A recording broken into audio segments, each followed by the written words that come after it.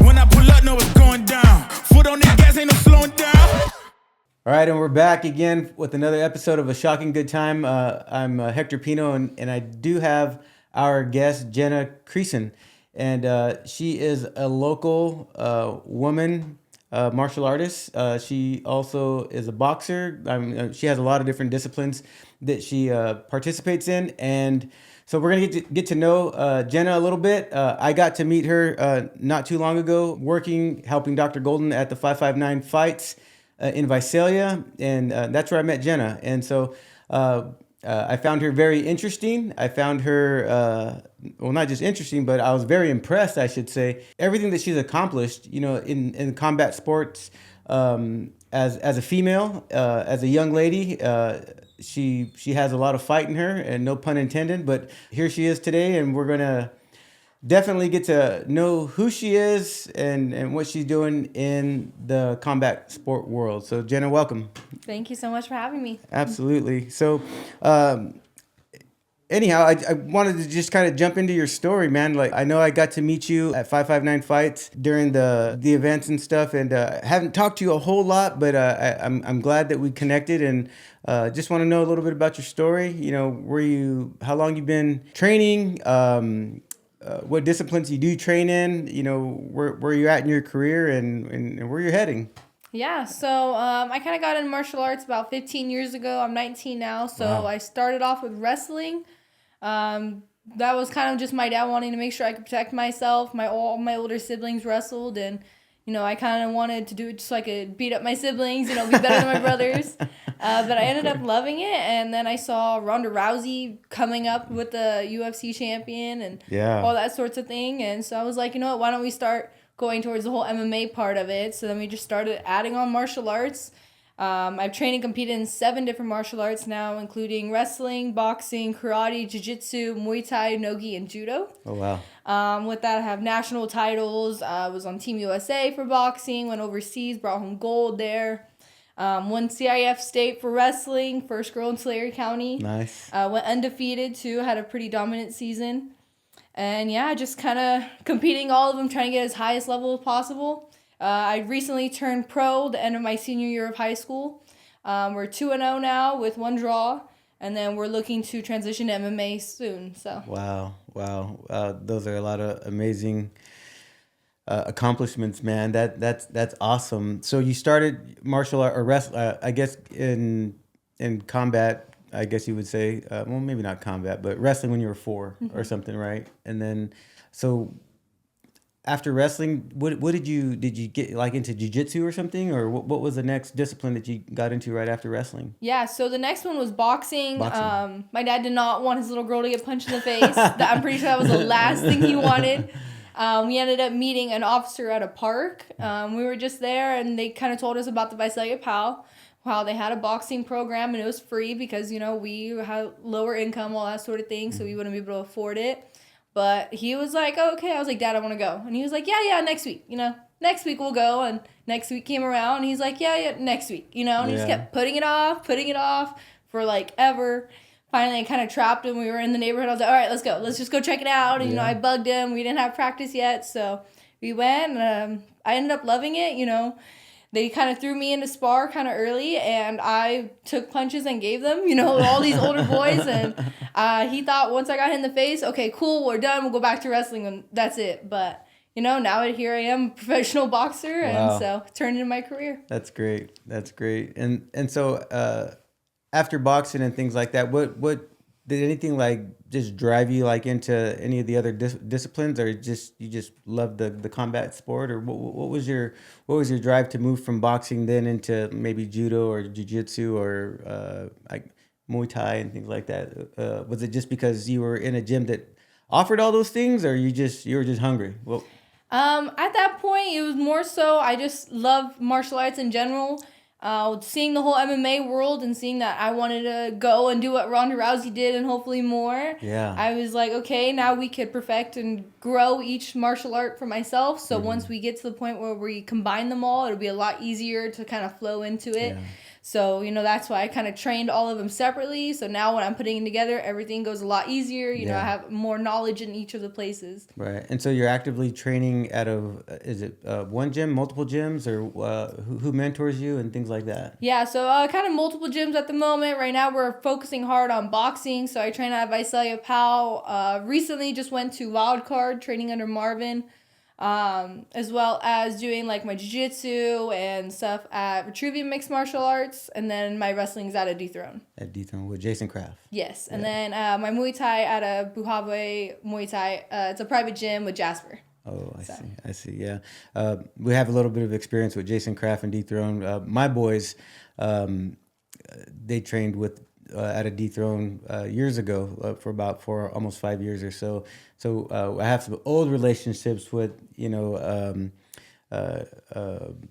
Nick Bustamante and Jason, of course, and Mason Fowler, and some of those guys. We used to hang out a lot, and Nick Bustamante, and he was more of my kids' coach, trainer, mentor, and stuff when they were little. And when I say little, then they were probably, I think Elijah finished training with Nick when he was like 15 or something like that. Okay, yeah. Yeah, and so, but they went from about when Elijah was about 10 years old all the way to almost, or maybe 11, I forget, right in there. I know we spent like 4 or 5 years of our lives just running up and down California, competing in different things. So yeah, it was a lot of fun. It's probably some of the biggest highlights of my life, being able to be a part of that world. And so when I got plugged in with Dr. Golden and being around the cage again and around all the fighters, I felt kind of at home. It was fun. Yeah. I've always had a very big interest in MMA and the fight world. Although I never participated in it. I mean, I trained a little bit. Like I might have got a stripe or something on my white belt. Hey, yeah, there's something there, right? I know enough to know how to run away from an altercation, I guess. I think that's always should be the first thing. You don't want to get into a fight if you don't have to. Yeah. But yeah.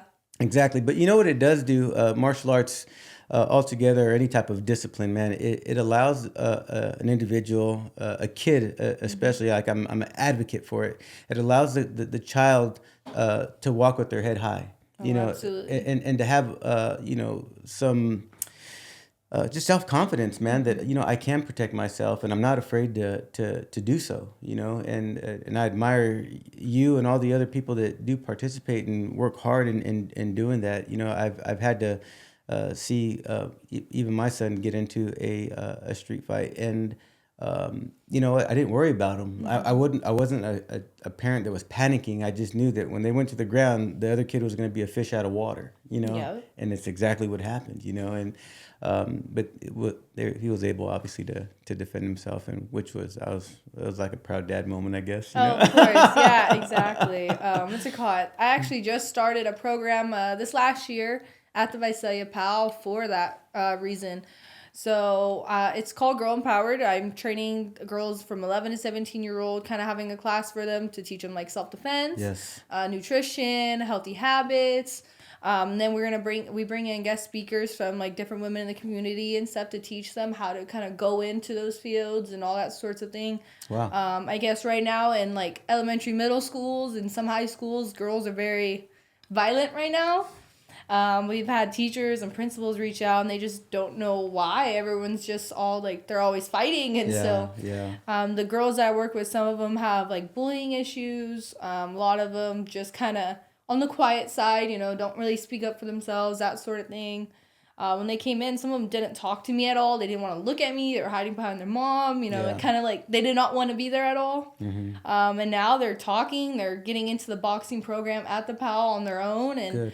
They're just different people. And I think that comes a lot from the martial arts and being able to protect yourself. It makes a huge difference, especially in confidence. Absolutely. I 100% agree. We're a big advocate with, the kids. We actually have a nonprofit called Mentoring Youth. And my wife, I don't know, well, you don't know, but I will tell you, my wife, she kind of spearheads that piece, and my wife is actually a general contractor also, so she holds our construction business, my wife holds the General B license, and so she's like a woman contractor, which is pretty awesome. You know, there's not very many of them. Yeah. And so we also do mentoring and things. We have kids like from the continuation school here at Easton High. We've had them over to here do podcasts. We're showing them just alternative ways of getting through life, right? And like everybody's the big thing, maybe years ago was like everyone had to go to college, and you were looked at differently if you didn't, or you were less of. But that's not the case today. Not everybody wants to go to college, right? Yeah. And not everybody's built for it. Not everyone has the money to do it or understands how to navigate their way through that. So our approach in what we're doing is, there's the trades here, right? And so the trades meaning electrical, plumbing, HVAC, roofing, whatever trade, framing, whatever trade it may be, right? And so my wife has been able to put some of those things together, and she might be a good resource for you to help absolutely. you connect. And there's a lot of dots to connect, right? Mm-hmm. But as long as you have a network and a resource of how do we reach these children, right? There's so many different ways to do it. So just know that she's a resource for you also. Yeah, that'd be great. Yeah. I think that's really awesome. I haven't met any yet, so I think that would be amazing to bring her in. Yeah, so. Talk to her, and we have different things also where we bring in the kids, and we've done podcasts with them, and makes it fun. Our industry is a little bit different, man. It's not like it's changed, I should say. It's not just being in construction and like fixing stuff, right? So now we have to market ourselves.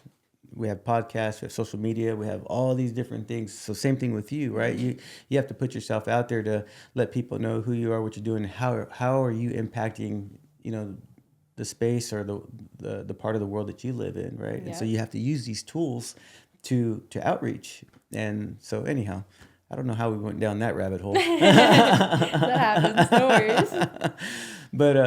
But anyhow, so moving forward, what is in plans for you, like in the next 3 years? What's your game plan? What are you striving for? I know that you're impacting your community. You have these things set up with mentoring these kids and trying to help them develop themselves in prosperity. But like for yourself personally, are you looking to just really spearhead the fighting game, or is that what you want to do as a career, up until whatever age, or what are your plans? Yeah, absolutely. Fighting is definitely my focus right now, bettering my career in the boxing world and MMA world. Mm-hmm. So, hopefully within the next couple of years, we'll get a couple titles, not only in boxing, but MMA as well. Just trying to climb to the highest levels possible. I want to be the best of the best. And the only way to do that is to fight the best. So, working our way there, other than that, probably get more involved with like coaching and stuff. Yes. I really enjoy that, and that's something I've learned a lot about already.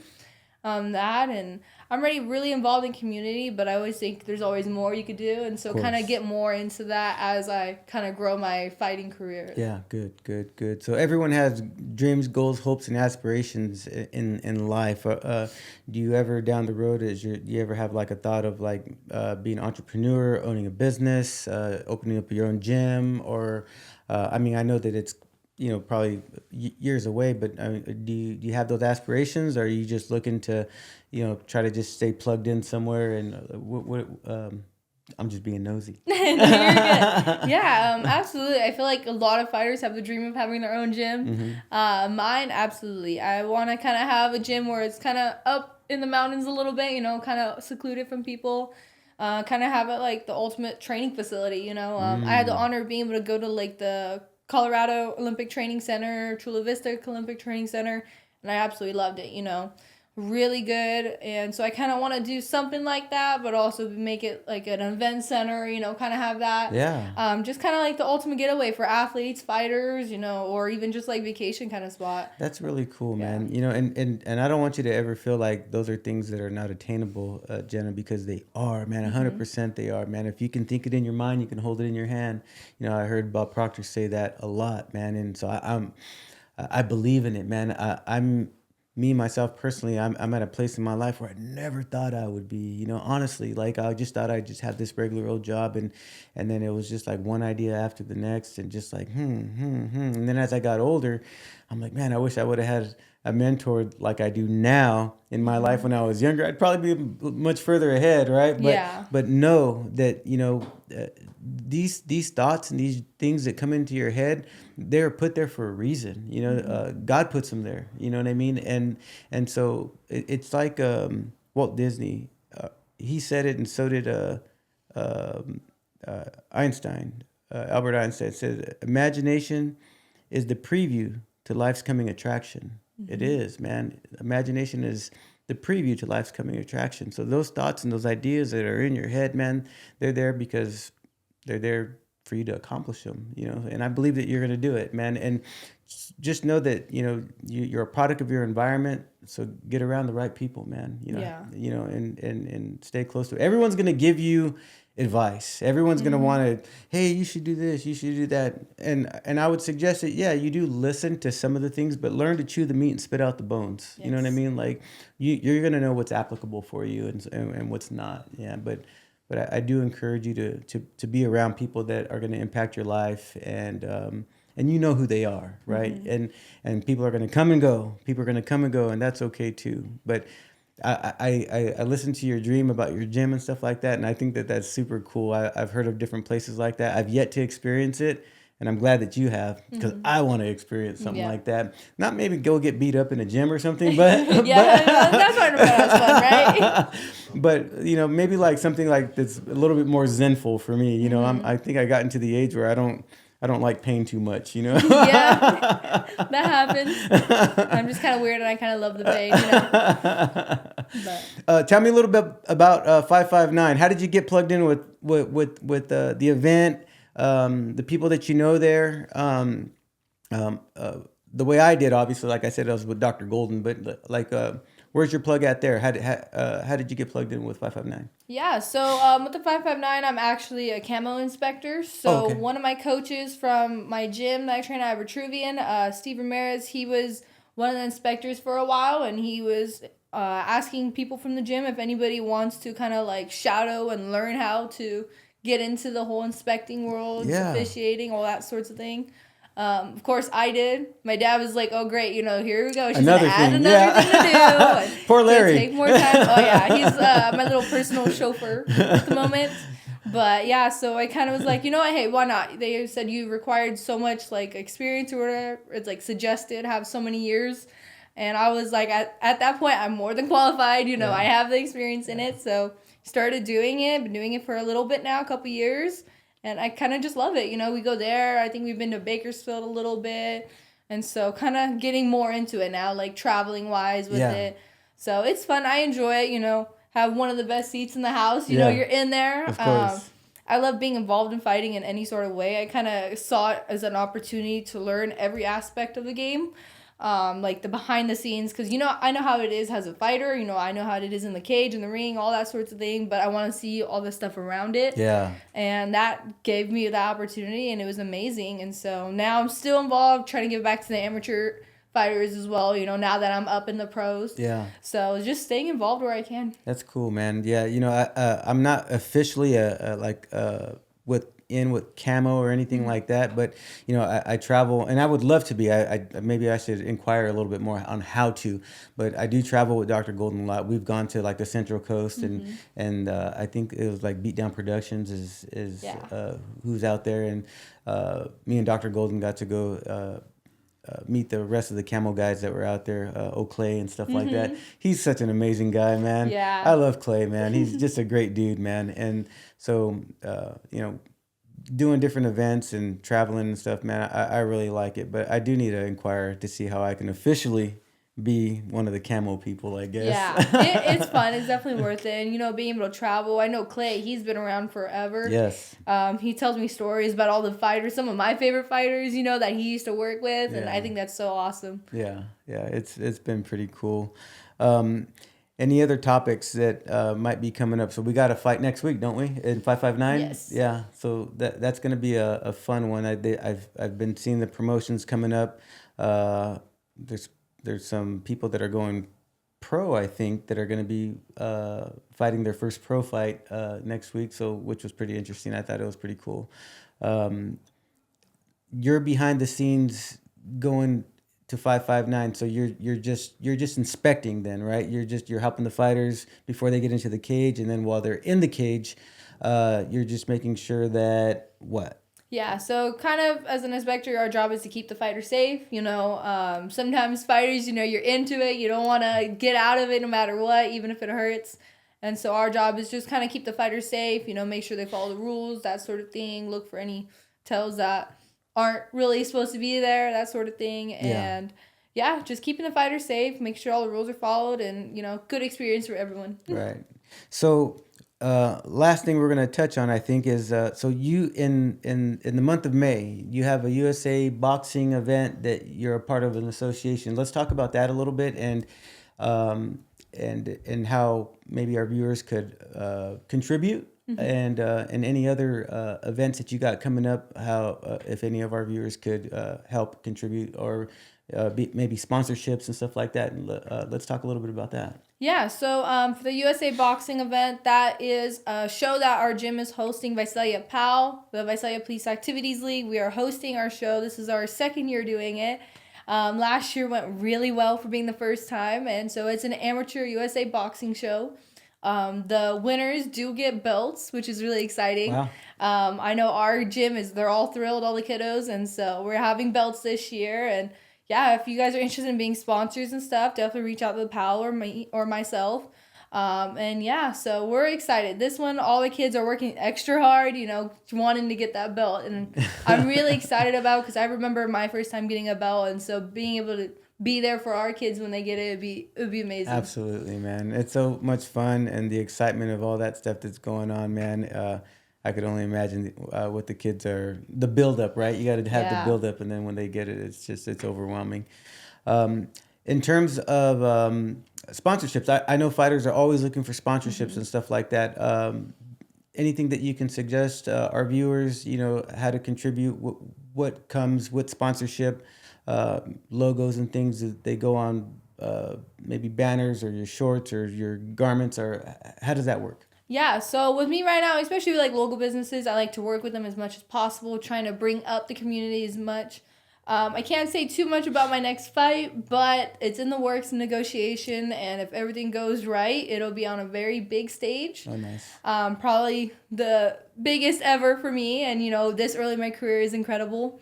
But with sponsorships, it could be spots on my trunks, posts, being a guest at events, so that sort of thing, whatever the sponsors would like to work out, I'm more than happy to figure out an agreement. But yeah, so this next one should be big, and so okay, good. So yeah, so if anyone wants to sponsor Jenna in her next event, obviously reach out to her for more details. You guys can reach out to me. I can assist in making the connection as well. But we're really excited that we got to have Jenna here on our podcast here at A Shocking Good Time. Jenna, it was very nice to have you. I don't want this to be the only time. I want you to come back because I continue to like to hear your story and, your accomplishments and everything that you're doing for our community more than anything, man. I mean, you're working hard in the gym and, you're growing as an athlete and all your accomplishments. But I think what makes, I guess, more of an impact rather than being punched in the face, right, would be how we serve our community, and what we do for the next generation that's coming, right? I mean, all the fun stuff is cool and great, but I think impacting people's lives and seeing that you've made a difference, and you are making a difference, man, and I commend you 100-folds for it, man. Thank you. You're a sweetheart. And if Larry can't take you to the next event, your dad, I'll show for you if he can't do it. Thank you. I appreciate that. Yeah. I'm sure he'll be there, man. We'll be rooting you on. But we're excited about it. We'll do our best to get you some sponsors as well. Yeah, I love that. Thank you so much. Yeah, the community already has been such a big part of my career, especially City of Visalia. They've just constantly been giving to me, helping me grow, as well as a bunch of other athletes and, up-and-comers, not only academics, but also athletics. And I think it's super amazing. You know, I like to lean on my community. You know, I want to be able to be there for them as well. Yeah, and you are, and I see it, and I think everybody else recognize it. I mean, you know, just stay in the public eye and do your best, man. And you are, and we're here to support you as well. Thank you so much. We appreciate you coming, Jenna. Larry, thank you for bringing her. We appreciate you, and can't wait till we do it again next time. Yeah, sounds good. All right, thanks, guys.